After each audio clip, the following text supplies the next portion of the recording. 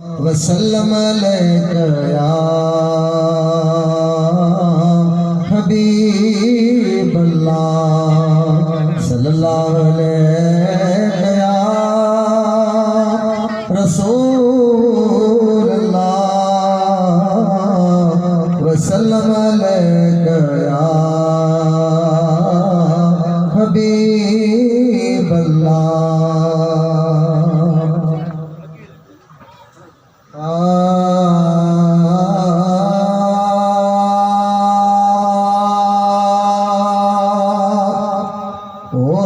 महबूब आसीगार जी अल्लाह हलो महबूब आसीगार cigar जी वो अल्लाह मथे अर्श ते सोहणो प्यार थी वो अल्लाह मथे अर्श ते सोहणो प्यार थी।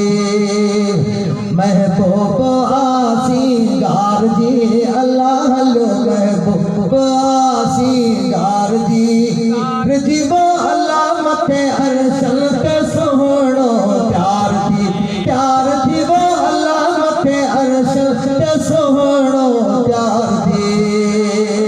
नबी है रसूल सगोरा कुल नबी है रसूल सगोरा कुल नबी है रसूल सगोरा। बिठा सोहणे नमूने कतार जी हाँ बिठा सोहणे नमूने कतार जी हाँ बिठा सोहणे नमूने कतार जी वो अल्लाह मथे अर्श ते सोहणो प्यार थी।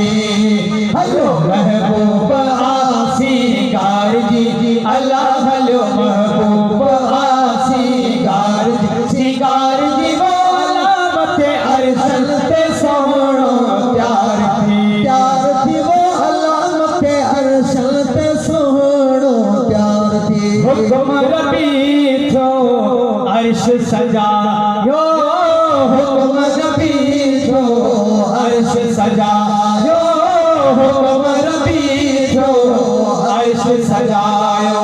आहे आमद मुझे दिलदार जी अल्लाह आहे आमद मुझे दिलदार जी हाँ आहे आमद मुझे दिलदार जी वो अल्लाह मथे अर्श ते सोहणो प्यार थी।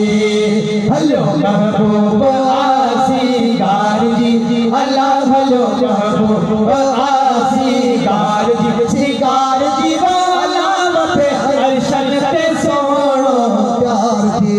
आशिक माशूक मिल्या कई आशिक माशूक मिल्या कई आशिक माशूक मिल्या विथी काई रही न बार जी अल्लाह विथी काई रही न बार जी हाँ विथी काई रही न बार जी वो अल्लाह मथे अर्शन ते सोहणो प्यार थी। हलो महबूब आसीगार जी अल्लाह हलो महबूब आसीगार जी शिगार जी वो अल्लाह मथे अर्शन ते सोहणो प्यार थी। उदन मिनी जो समझ इशारो उदन मिनी जो समझ इशारो उदन